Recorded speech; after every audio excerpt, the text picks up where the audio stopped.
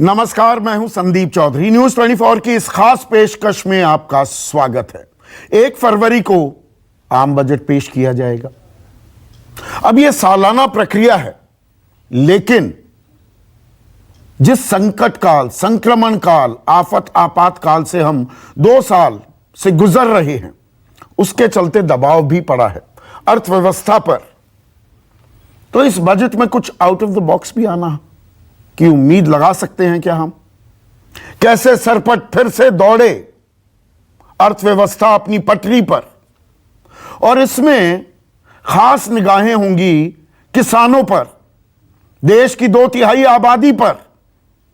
1 साल 15 दिन किसान आंदोलित भी रहे, तीनों कृषि कानून वापस लेने पड़े, एमएसपी को, न्यूनतम समर्थन मूल्य को और प्रभावी बनाने की बातें की जा रही हैं। लेकिन ये सिर्फ अभी क्या बातें हैं, और कोई खाका हमें बजट में भी दिखाई देगा। आज की तारीख में किसान की आय 27 रुपए प्रतिदिन है, 74,171 रुपए का कर्ज है। 4 लाख से ज्यादा किसान पिछले 20 सालों में आत्महत्या कर चुके हैं। यह सरकारी आंकड़ा है, 1996 से 2016 तक के बीच का। उसके बाद के आंकड़े अभी उपलब्ध भी नहीं है। वादा यह किया गया था कि किसानों की आय दोगुनी कर दी जाएगी 2022 तक। वो साल भी आ गया है। तो रोड मैप क्या देखने की हम उम्मीद कर सकते हैं इस बजट में? इसी पर हम चर्चा करने वाले हैं। ऐसे में आज का सबसे बड़ा सवाल, अपनी आय दोगुनी कैसे करें किसान? और बजट में किसानों के लिए क्या हो खास? चर्चा में मेरे साथ एक्सपर्ट्स हैं। किसी राजनीतिक नुमाइंदे को हमने नहीं बुलाया है। मेरे साथ नंद किशोर अग्रवाल हैं, चेयरमैन एग्रीकल्चर कमेटी पीएचडी के। अशोक ठाकुर निदेशक हैं नेफेड के। देवेंद्र शर्मा देश के जाने माने कृषि विशेषज्ञ। एमजे खान चेयरमैन हैं Indian chamber of food and agriculture के। और किसान नेता योगेंद्र यादव भी इस चर्चा में जुड़ गए हैं। तो योगेंद्र, आपसे ही शुरू करता हूं। साल 2022 है, ये आम बजट भी आएगा, लेकिन इसी साल के लिए एक लक्ष्य भी रखा गया था कि किसानों की आय दोगुनी की जाएगी। आपको किस तरह के रोड मैप की उम्मीद है इस बजट में? संदीप भाई, आपने बिल्कुल ठीक याद दिलाया। सन 2016 में बजट में उस साल 29 फरवरी को बजट पेश किया गया था। उस बजट से एक दिन पहले प्रधानमंत्री ने उत्तर प्रदेश में घोषणा की थी कि 6 वर्ष में किसानों की आय दोगुनी कर दी जाएगी। सरकार को कुछ महीने लगे ये बताने में कि दोगुनी करने का मतलब क्या होगा, रियल टर्म्स में, नॉमिनल टर्म्स में। फिर सरकार ने कहा हाँ भाई रियल टर्म्स में, यानी कि जो 2016 के दाम थे उस दाम के हिसाब से किसान की आय दोगुनी होगी।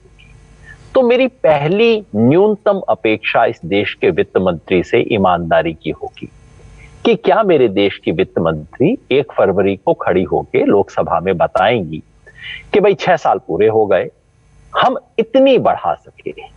दोगुना मतलब 100% तो नहीं बढ़ा, अब जाहिर है वो तो इतना बड़ा झूठ तो नहीं बोलेंगी, ऐसी मेरी उम्मीद है।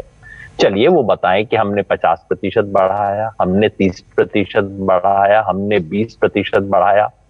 आंकड़ों की बाजीगरी ना करें, रियल नहीं, पर नीति आयोग की रिपोर्ट कह रही है ना 27 रुपए प्रतिदिन आय है किसान की। जी, मैं चाहता हूं कि सरकार, ये रिपोर्ट्स आती रही हैं और ये रिपोर्ट सन 2018-19 की है, सिचुएशनल असेसमेंट के डेटा के बेसिस पे। मैं चाहता हूं कि सरकार की न्यूनतम जिम्मेवारी बनती है, अगर इस देश का प्रधानमंत्री कहते हैं 2016 में कि भाई 6 साल के अंदर मैं इसे दुगना कर दूंगा, तो 6 साल के बाद सरकार मुझे बताए कि देखिए 2016 में जिस दिन हमने घोषणा की थी तब किसान की औसत आय इतनी थी, आज इतनी है। कैसे करे, कहां से आंकड़ा लाए, सरकार के काम है, सरकार को करना चाहिए था। मेरी उम्मीद है सरकार ने कोई ना कोई विशेष ऐसी व्यवस्था की होगी जिसके जरिए बता सकेगी। भाई प्रधानमंत्री की घोषणा है कि 6 साल बाद दुगनी। आपका कयास है, मेरा कयास है, बिल्कुल सही कयास है। सिचुएशनल असेसमेंट डेटा जो एनएसएस का है उसके आधार पे हमारा कयास है कि पिछले 6 साल में कुल मिला के शायद 10 या 11% बढ़ी होगी, 12% बढ़ी होगी, इससे फालतू कतई नहीं बढ़ी है। लेकिन मैं चाहता हूं कि इस देश के वित्त मंत्री इस देश की संसद के सामने प्रामाणिक आंकड़ा इसका पेश करें। ये मेरी बिल्कुल पहली और न्यूनतम एक एक्सपेक्टेशन है। अगर नहीं पर हुआ सरकार कोई जो नहीं, किसान ये हित कि अब की अगले 2 ताल साल में ठोकती होगा। है योगेंद्र, की किसान सम्मान निधि में 6,000 रुपए किसानों को दिए जा रहे हैं, किसानों को कर्ज भी दिया जा रहा है, साथ ही साथ किसानों के लिए उनकी आमदनी बढ़ाने के लिए नए नए कानून लाने की वो कोशिश करते हैं, अड़ंगा आप अड़ा देते हैं। आप ही आय बढ़ने नहीं दे रहे हैं किसानों की। संदीप भाई, इसीलिए मैं चाहता हूं, देखिए कोई अगर मुझे कहे कि भैया देखिए 2 घंटे में आपके बाथरूम के अंदर पानी आएगा और आपकी बाल्टी टनाटन भर जाएगी, तो 2 घंटे बाद मैं पूछूंगा तो सही कि भाई साहब बाल्टी के अंदर पानी नहीं आ रहा, क्या हुआ। उसके बाद कोई कहे कि मैंने ऊपर वाली टंकी तो बहुत ज्यादा पानी भर दिया है, मैंने देखिए पाइपलाइन सारे ठीक करवा दिए हैं, मैं क्या कहूंगा, मैं कहूंगा भाई साहब जरूर आपने पाइपलाइन ठीक करवाए होंगे, जरूर ऊपर की टंकी में बहुत पानी भरा होगा, सब कुछ किया होगा, मेरी बाल्टी तो खाली है ना, ये तो कहना पड़ेगा। फिर उसके बाद जब सरकार रिफॉर्म करती है, आप स्टेटस को इस यथास्थिति में ज्यादा खुश होते हुए दिखाई देते हैं। सरकार कहती है भाई कहीं भी जाकर आप अपना उत्पाद को, अपनी फसलों को बेच दीजिए, निजी क्षेत्र को भी आने दीजिए, एमएसपी बनी रहेगी, नए भंडारण की क्षमता बढ़ाने की सरकार बात करती है। आप कहते हैं ना जी पुराने ही दिन में रहने दो। वो पुराने दिनों में कौन सा भला हुआ किसानों का। संदीप भाई, मैं चाहता हूं इस देश के वित्त मंत्री संसद के पटल पे ये बात कहें। मैं चाहता हूं कि वो कहें कि घोषणा तो हमने 2016 में कर दी थी, लेकिन वो घोषणा करने के लिए एक कानून में परिवर्तन करना बहुत अनिवार्य था। पता नहीं क्यों 4 साल तक हम सोते रहे, पता नहीं क्यों हमारे को ये कोरोना काल के अंदर ध्यान आया कि हमें कानून, जो घोषणा हमने 4 साल पहले की थी कि हम 6 दिन में 6 साल में कर देंगे, हम 4 साल, पता नहीं क्यों हमें याद ही नहीं आया कि उसकी अनिवार्य शर्त क्या थी। फिर हमें 4 साल बाद याद आया, पता नहीं क्यों 4 साल तक हम किसानों से बात करना भी भूल गए। मैं चाहता हूं कि सरकार अपने मुंह से इन बातों को कहे, स्वीकार करे और कहे कि भाई 4 साल तक हमें बिल्कुल ध्यान नहीं आया था, ये कानून बनाने दरअसल जरूरी थे। मोदी जी पता नहीं क्यों देश को 2016 में झूठ बोल गए, बता देते कि भैया ये करेंगे, लेकिन ये तभी होगा अगर आप ऐसे कानून बनाने देंगे, ये मुझे 2016 में बता देते, ताकि 2019 के चुनाव में मुझे मौका तो मिलता ये कहने का कि ठीक तो है। मतलब आप आय दोगुनी करने के रोड मैप का इंतजार कर रहे हैं। लेकिन देवेंद्र शर्मा, अब सरकार के तर्क को भी अगर मैं पेश करूं, सरकार कहती है कि जहां मोदी सरकार के आने से पहले 22,000 करोड़ रुपए का कृषि बजट होता था, हमने 5.5 गुना उसे बढ़ाकर अब 1,23,000 करोड़ का बजट कर दिया। तो प्रोविजनिंग कर रही है सरकार, प्रावधान दे रही है, पैसा मुहैया करा रही है किसानों को। सरकार के पास इसके अलावा और कौन सी जादुई छड़ी है? डेफिनेटली बड़ा है, लेकिन जानना ये बहुत जरूरी है कि वो इसलिए बड़ा है क्योंकि तकरीबन 60,000 करोड़ रुपया जो है हर साल बजट में जो दिखाया जाता है वो किसान निधि के माध्यम से है, जिसमें किसानों को 500 रुपए हर महीने की जो एक सहायता मिलती है, डायरेक्ट इनकम सपोर्ट मिलती है। और पिछले कुछ सालों से हम ये भी देख रहे हैं कि फर्टिलाइजर के प्राइसेस बढ़े हैं, ऑब्वियसली इंपोर्ट्स बढ़े हैं, तो वो भी जो बर्डन है सरकार के ऊपर आया है। और बहुत दिनों से हम ये भी देख रहे थे कि जो एफसीआई का जो क्रेडिट लिमिट था वो सरकार जो है वो बोरो करती थी मार्केट से, और जब उन्होंने वो बजट में उसको एक तरह से ट्रांसपेरेंट किया, बताया कि भाई ये हमें देना है, तो उसके करके भी जो आप कह रहे हैं जो एग्रीकल्चर का जो टोटल आउटले था वो बड़ा है। लेकिन मुझे लगता है कि जो मुख्य बात है वो वहीं की वहीं आज भी खड़ी है कि किसान आज इतने संकट से गुजर रहा है। किसान अभी जो 1 साल का प्रोटेस्ट हुआ वो हमारी मेमोरी में अभी फ्रेश है, और उसके बावजूद भी हम जानते हैं, जो पहले आपने आंकड़े पेश किए वो क्लियर दर्शाते हैं कि खेती का संकट वैसे का वैसा खड़ा है। बल्कि अगर आप, जैसा कि आपने कहा कि जो सिचुएशनल असेसमेंट सर्वे की रिपोर्ट है कि क्रॉप कल्टीवेशन से, सिर्फ क्रॉप कल्टीवेशन से किसान को अगर 27 रुपए प्रतिदिन की इनकम हो रही है, तो मुझे लगता है कि इस पे बहुत गंभीरता से विचार करने की जरूरत है। और ये बजट एक ऐसा हमारे सामने एक अपॉर्चुनिटी है जो मैं एक्सपेक्ट करूंगा कि वित्त मंत्री इस पे इस बार, क्योंकि पिछले 2 साल हमने देखा लॉकडाउन में agriculture was the brightest spot की सारी इकोनॉमी में, तो अब हमें एग्रीकल्चर पे और ज्यादा फोकस करने की जरूरत है। और जो आउट ऑफ बॉक्स आप बात कर रहे थे वो अभी समय आ गया है उसका। अब क्या होंगे, मैं जो 3 चीजें एक्सपेक्ट करता हूं जो बजट में आएंगे संदीप जी, वो आनी चाहिए, बल्कि वो ये है कि एक तो सरकार ये स्पष्ट करे कि एमएसपी पर जो उन्होंने कहा है और ये आश्वासन दिया था कि उस पर एक कमेटी बनेगी, उसका एक औपचारिक रूप से एक उसकी घोषणा की जाए और एक टाइम फ्रेम बताया जाए कि कब तक ये कमेटी रिपोर्ट दे देगी और उसके ऊपर काम जो है आगे शुरू होगा।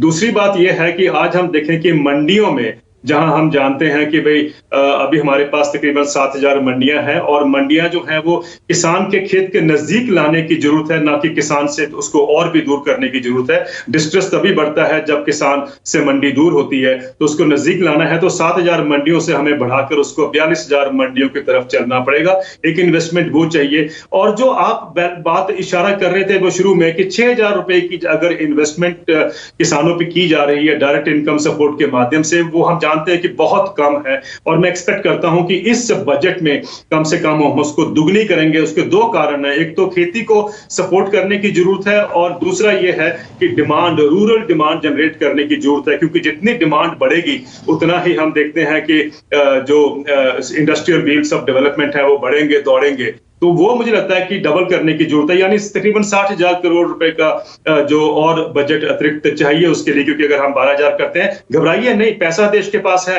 क्योंकि हमने 1,45,000 करोड़ रुपए का जो टैक्स कंसेशन दिए थे कॉर्पोरेट्स को सितंबर 2019 में, उसके अब 2-3 साल हो चुके हैं। और अभी एक लंदन स्कूल ऑफ इकोनॉमिक्स की रिपोर्ट आई है दिसंबर 2020 में, लैंडमार्क रिपोर्ट है, जो ये स्टडी कहती है कि पिछले 50 साल में दुनिया के 18 देशों में अध्ययन किया कि जहां जहां पर टैक्स कंसेशन दिए गए उससे किसी को फायदा नहीं हुआ सिवाय अमीर लोगों को। उनकी इनकम जो है या उनकी वेल्थ जो है वो बड़ी है। आप सम्मान निधि को दोगुना करने की बात कर रहे हैं देवेंद्र, खबरें ये आ रही हैं 6 से इसे 8,000 किया जा सकता है, 12,000 सरकार शायद वो फिस्कल बर्डन उठाने के लिए तैयार ना हो। मेरा सिर्फ ये कहना कि पैसे की कमी नहीं है। अशोक ठाकुर, जो सिचुएशनल असेसमेंट सर्वे की बात हो रही है उसमें एक सबसे चिंताजनक बात जो उभरकर सामने आई है, छोड़िए अभी 27 रुपए प्रतिदिन की आय, उसमें सबसे चिंताजनक, and correct me if I am wrong Ashok Thakur, वो ये कि किसान किसानी को छोड़कर मजदूरी करने पर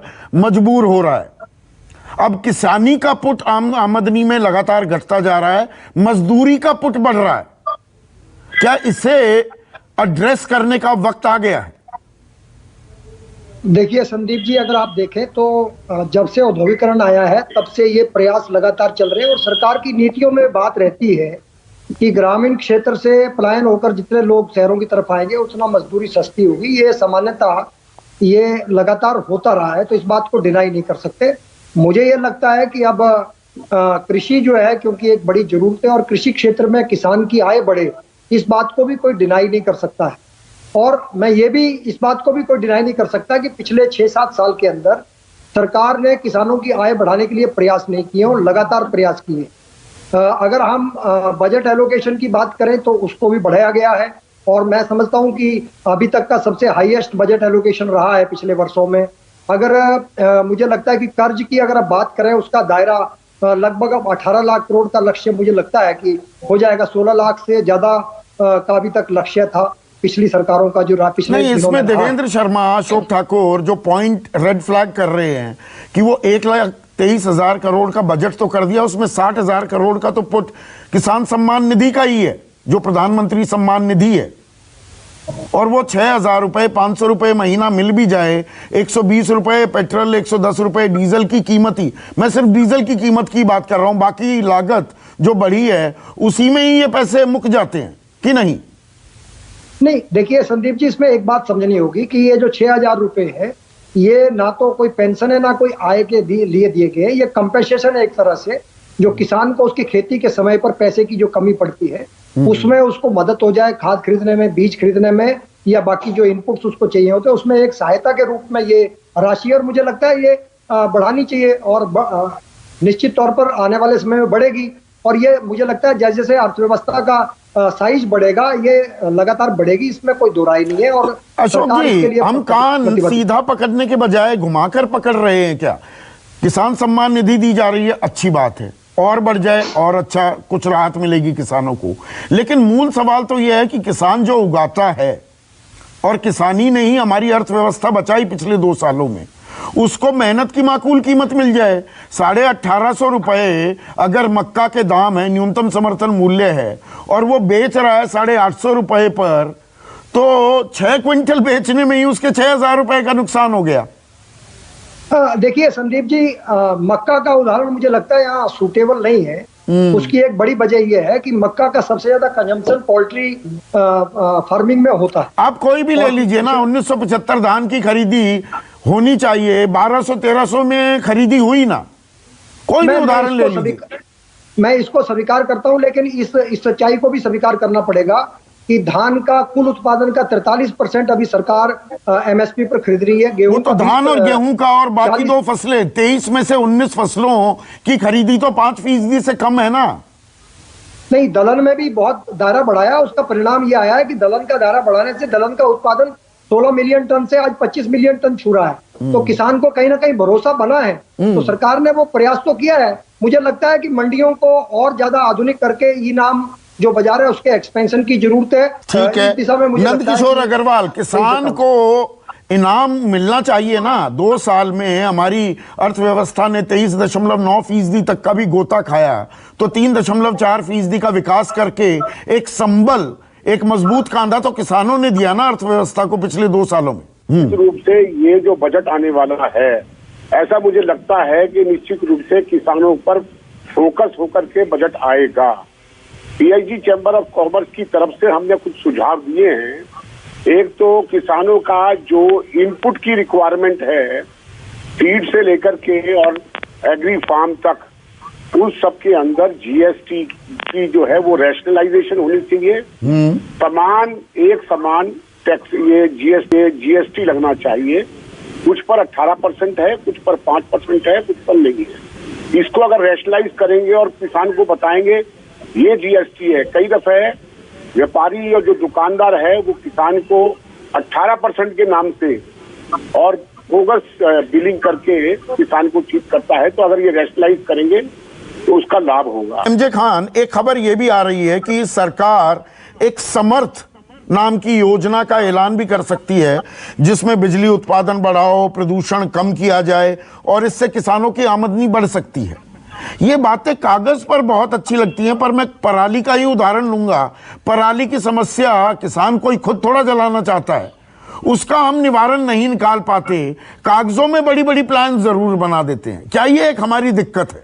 पराली एक समस्या थी, ये चर्चा में आई, लोगों ने अपने कंसर्न से एक्सप्रेस किए, प्लान बना और आज प्लान जमीन पे उतरा है। तो इस साल अगर आप देखें तो दिल्ली में प्रदूषण की विंटर डेज में वो समस्या नहीं आई जो प्रीवियस ईयर में हम लोग फेस करते रहे थे। उसमें टेक्नोलॉजी इंटरवेंशन भी था, फार्मर्स पार्टिसिपेशन भी था और गवर्नमेंट की एक स्कीम्स का सपोर्ट था।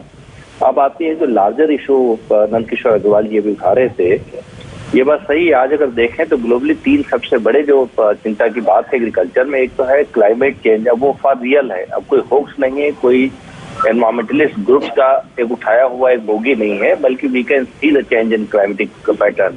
तो उसका इम्प्लीकेशन एग्रीकल्चर में क्या पड़ने जा रहा है। तो जो सस्टेनेबल एग्रीकल्चर का पूरा कॉन्सेप्ट है, खासकर COP26 के बाद में दुनिया की नजर उस पे है सबसे ज्यादा। तो क्लाइमेट रिजिलियंट एग्रीकल्चर या क्लाइमेट स्मार्ट एग्रीकल्चर, उसका मेजर बहुत डेफिनेट तरीके से इस बजट में अनाउंस होने चाहिए। नंबर 2 है न्यूट्रिशन सिक्योरिटी।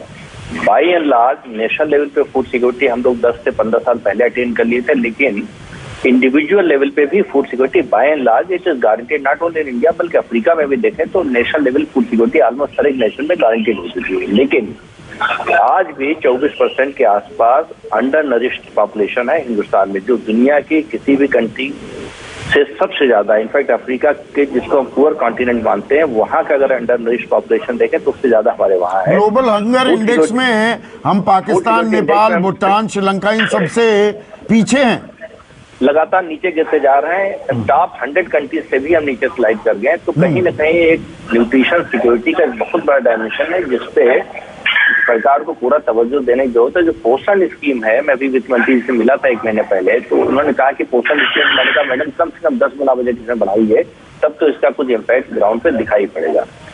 यानी कि किसान उत्पादन कर भी रहा है, उसे मेहनत की माकूल कीमत नहीं मिलती और वो उत्पादन उसका इस्तेमाल भी नहीं हो पा रहा, मैल न्यूट्रिशन भी एक दिक्कत है। लेकिन हमने आमदनी की बात की, अब क्विक कमेंट चाहूंगा आप सभी लोगों से। योगेंद्र यादव, आमदनी तो बढ़ानी थी ही, लेकिन दरअसल किसानों पर कर्ज भी बढ़ता जा रहा है। 17 लाख करोड़ रुपए का कर्ज है। 48,000 रुपए प्रति किसान पर जो कर्ज था वो बढ़कर 74,171 रुपए हो गया है। तो ये कर्ज के बोझ तले कब तक किसान दबा रहेगा? इसके लिए भी कोई रास्ता निकालने की जरूरत है क्या? संदीप भाई, कर्ज खत्म करने का एक ही तरीका है, आमदनी बढ़ाई जाए। जिसकी आमदनी नहीं होगी उसका कर्ज तो होगा ही, कर्ज तो बढ़ेगा ही।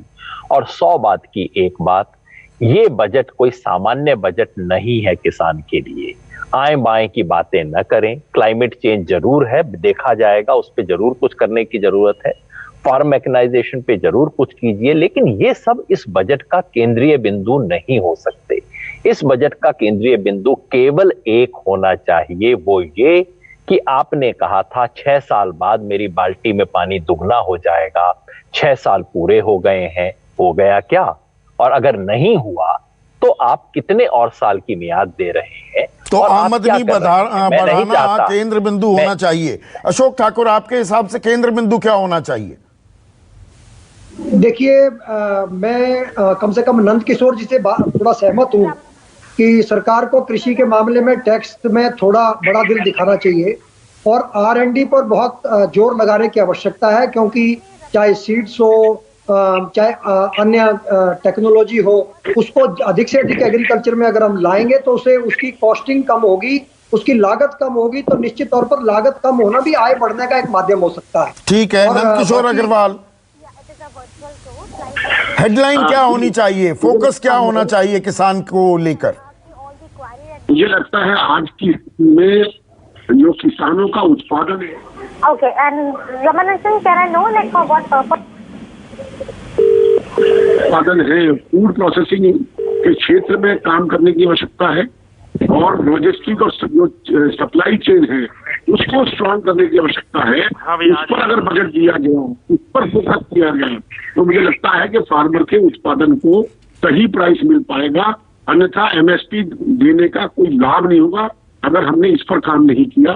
ठीक है। MJ खान, आप किस चीज पर तवज्जो देखना चाहेंगे? मुझे लगता है कि एक ऑडिटेड रिजल्ट सामने आना चाहिए, तो योगेंद्र जी बार बार कह रहे हैं, और मैं ये मानता हूं कि अगर ऑथेंटिक फिगर आती है तो इनकम 2022 खत्म होने से पहले डबल हो चुकी होगी, क्योंकि सिर्फ ग्रोथ रेट से एग्रीकल्चर की इनकम फार्मर की नहीं बढ़ रही, बल्कि प्राइस MSP बढ़ाने से बढ़ रही है, वैल्यू एडिशन से बढ़ रही है, allied farming activities agri business से बढ़ रही है। तो अगर पूरा का पूरा कैलकुलेट करेंगे तो authentic figure will certainly double पे। लेकिन सरकार को मैं इस चीज को बधाई देता हूँ कि फार्मर सेंट्रिक पॉलिसी पहली बार हुआ है कि एग्रीकल्चर ग्रोथ रेट के बजाय फार्मर्स इनकम पे चर्चा शुरू हुई है और सारे मेजर फार्मर्स वेलफेयर से रिलेटेड बढ़ रहे हैं। लेकिन ठीक है, तो हम सही दिशा में जा रहे हैं। देवेंद्र शर्मा जी, देखिए, भारत में हो या दुनिया में हो, मैं ये कहना चाहता हूं कि हमें एक सबक सीखना है उनसे कि जहां पर कमोडिटी ट्रेडिंग सबसे बड़ा एक्सचेंज जो है शिकागो में है, मैं अमेरिका की बात कर रहा हूं, जहां पर जितना मशीन की हम बात करते हैं सब कुछ उनके पास है, जहां पर आप कॉन्ट्रैक्ट फार्मिंग की बात करें वो भी उनके पास है, जहां पर आप नई तकनीकें जो स्मॉल डेयरी फार्म्स या जिसकी भी बात करें वो उनके पास है। उसके बावजूद भी आज अमेरिकन किसान जो है वो अपने कर्जे के नीचे दबा हुआ है, आत्महत्या कर रहा है, खेती से बाहर हो रहा है। इसका मतलब जो भी हमारे देश में हम बाकी सेक्शंस की तरफ से एड्रेस करना चाहते हैं, क्या कारण है कि उनके कारण इनकम नहीं बढ़ी उन देशों में। मेरा सिर्फ कहना है कि income is the primary focus जो होना चाहिए, और इनकम कैसे किसान की बढ़ी जाए बल्कि सुनिश्चित की जाए, ये बहुत जरूरी है। मेरा सिर्फ 2 सुझाव है आपके पास कि MSP को एक लीगल सेंटिटी दी जाए, 23 फसलों के ऊपर MSP अनिवार्य हो जाए कि उसके नीचे कोई ट्रेड नहीं खरीदेगी, एक बात। और दूसरी बात यह है कि जो डायरेक्ट इनकम सपोर्ट के माध्यम से हो या कोई माध्यम से हो, हमें एक commission for farmers income and welfare का गठन करना चाहिए। हम उसमें ये नियमित करें, तय करें कि भी कम से कम इतनी इनकम किसान को हर साल मिलनी चाहिए। क्योंकि ये मैं जानता हूं संदीप जी, एक बात खत्म करूंगा, क्योंकि पंजाबी में एक कहावत है, जिदे करदाने उदे कमले भी सियाने, यानी he who has the income, he who has the wealth, उसके बच्चे अपने आप हेल्दी वेल्दी वाइज होते हैं। तो अगर किसान को इनकम मिलेगी उसकी, तो वो जो बाकी न्यूट्रिशनल सिक्योरिटी या बाकी जो हम फूड सिक्योरिटी या जो हम इनकम इनसिक्योरिटी की सब बातें करते हैं, वो उसी से एड्रेस हो पाएंगी, जब तक कि हम उसको एक अश्योर्ड इनकम की जो है। तो यहां पर सभी मेहमानों का एक बात पर तो आम सहमति बनी है कि आमदनी बढ़ाने पर जोर होना चाहिए कि आय, इनकम कैसे बढ़े किसान की, और ना सिर्फ बढ़े, वो सुनिश्चित भी की जाए। तो उम्मीद यही होगी निर्मला सीतारमण से, जब वो 1 फरवरी को अपना बजट पेश करती हैं, तो देश का जो अन्नदाता जिसे हम कहते हैं, उसकी आमदनी बढ़े। वो कैसे बढ़ेगी, इसका खुलासा तो जब बजट का पिटारा खुलेगा तब हो ही जाएगा। आप सभी का बहुत बहुत शुक्रिया। अभी के लिए इतना ही। नमस्कार। नमस्कार, मैं हूं मानक गुप्ता। अगर आपको हमारा ये वीडियो पसंद आया हो तो इसे लाइक और शेयर जरूर करें, और हां, हमें सब्सक्राइब और फॉलो करना ना भूलें, ताकि आप देश और दुनिया की कोई खबर मिस ना करें। तो जुड़े रहिए हमारे साथ और देखते रहिए न्यूज़ 24।